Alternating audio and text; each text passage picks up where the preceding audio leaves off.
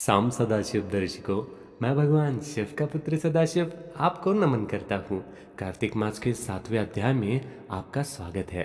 कार्तिक मास का 7वां अध्याय जो कोई भी व्यक्ति पूरा श्रवण कर लेता है, उसकी हर एक मनोकामना, हर एक अभिलाषा भगवान विष्णु स्वयं पूर्ण करते हैं। और क्योंकि उसे भगवान विष्णु प्रसन्न हो जाते हैं, तो माता लक्ष्मी भी उससे सदैव प्रसन्न रहती है और उसे खूब धन धान्य देती है। इसलिए इस अध्याय का पूरा श्रवण अवश्य करें। श्री नारद जी बोले, हे राजन, अब कार्तिक मास का व्रत करने वालों के नियम सुनिए। मैं संक्षेप में कहता हूँ। जो व्यक्ति कार्तिक मास का व्रत करता हो, वो सब तरह के आमिष, उर्द, मधु, राई, खटाई तथा मतकारी वस्तुओं का भक्षण न करे। वो व्रत करने वाला दूसरे का अन्न न ग्रहण करे, किसी से द्वेष न करे तथा तीर्थ के अतिरिक्त विदेश न जाए। देवता, वेद, ब्राह्मण, गुरु, गौ, व्रती, नारी, राजा तथा गुरुजनों की निंदा कभी भी ना करे।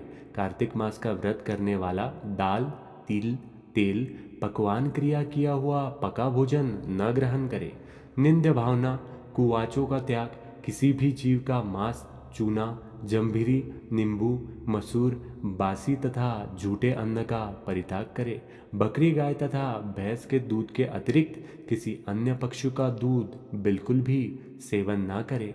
ब्राह्मण द्वारा क्रिया किए गए सभी रस, गुड़ आदि, सांभर, नमक आदि का परित्याग करे।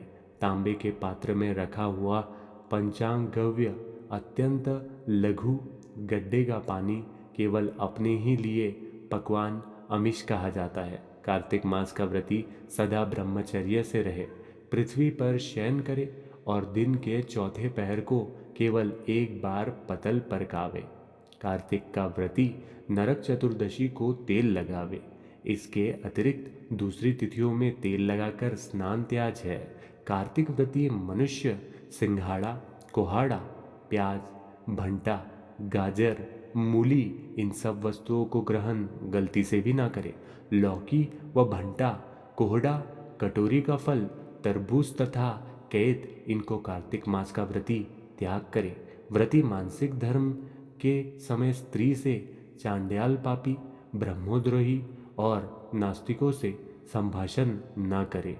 उपर्युक्त मनुष्य कुत्तों तथा कौवों द्वारा दुष्पका भोजन, सूतक के समय का पका भोजन, 2 बार पकाया हुआ जल, अत्र ना खावे।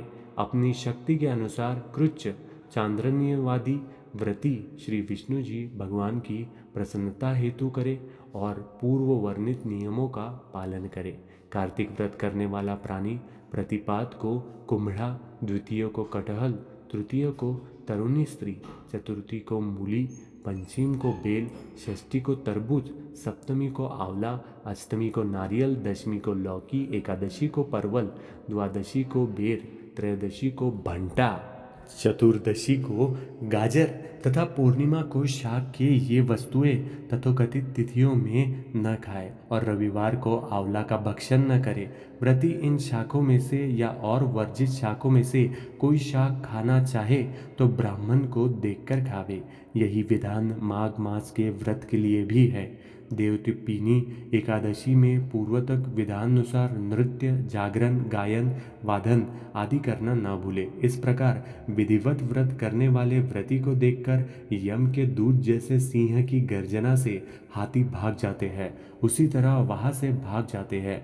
ये कार्तिक व्रत सब व्रतों में श्रेष्ठ है। इसके अतिरिक्त जितने व्रत इत्यादि है वे शत संख्य होकर भी इसकी तुलना नहीं कर सकते, क्योंकि यज्ञ आदि करने वाले प्राणी केवल स्वर्ग में ही निवास करते हैं, किंतु कार्तिक व्रती उससे श्रेष्ठ वैकुंठ लोक में जाते हैं। इस जगत में भक्ति मुक्तिदाता जितने भी पुण्य क्षेत्र है, सब कार्तिक व्रती के शरीर में निवास करते हैं।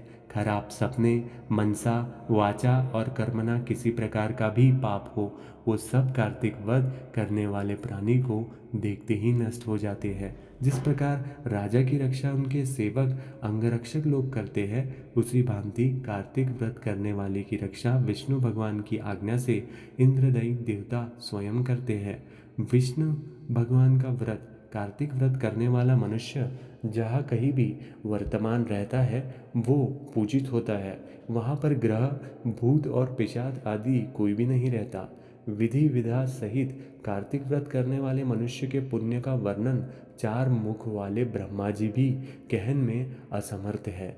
ये विष्णु कार्तिक व्रत संपूर्ण पापों का नाश करने वाला, पुत्र, पौत्र, धन तथा धान्य के उन्नति करने वाला है। ये कार्तिक व्रत जो मनुष्य करता है उसको तीर्थ में जाने, तीर्थ की सेवा करने से क्या उद्देश्य, उसको सब पुण्य फल कार्तिक व्रत से ही प्राप्त हो जाते हैं। और यहीं पर कार्तिक मास का 7वां अध्याय समाप्त होता है। अगर आपने यहाँ तक इस अध्याय का पूरा श्रवण कर लिया तो आप बस तैयार रहिए, क्योंकि भगवान विष्णु स्वयं आपकी हर एक मनोकामना को पूरी करेंगे। और आगे भी इन अध्यायों का श्रवण अगर आप जारी रखना चाहते हैं तो इस चैनल को आप सब्सक्राइब अवश्य कीजिए। साम सदाशिव अर्पण।